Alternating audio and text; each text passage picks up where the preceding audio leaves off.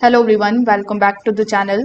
In today's video, I'm going to show you how to fix a Wyze cam that won't scan the QR code during the setup in 2026. So first of all, you need to turn your phone's screen brightness all the way up. So the QR code is displayed on your phone and the camera needs to see it clearly. Sometimes a dim screen is one of the most common reasons why the scan fails during the setup.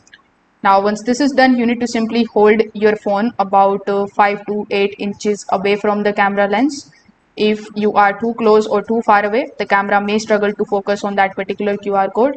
Slowly move the phone forward and backward until the camera recognizes it. Now, you need to simply inspect the camera lens for any kind of fingerprints, dust, or protective film. Even a small smudge can make it difficult for the camera to read the QR code accurately. So in this case, you can just simply use a soft microfiber cloth in order to clean the lens if it is necessary. Now you need to also avoid the glare and the reflections and confirm that your phone is also using the 2.4 gigahertz Wi-Fi network during the setup.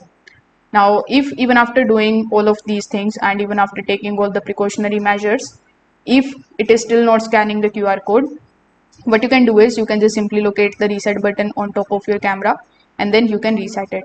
So if this video helped you out, make sure that you like this video and subscribe to the channel. Thanks for watching.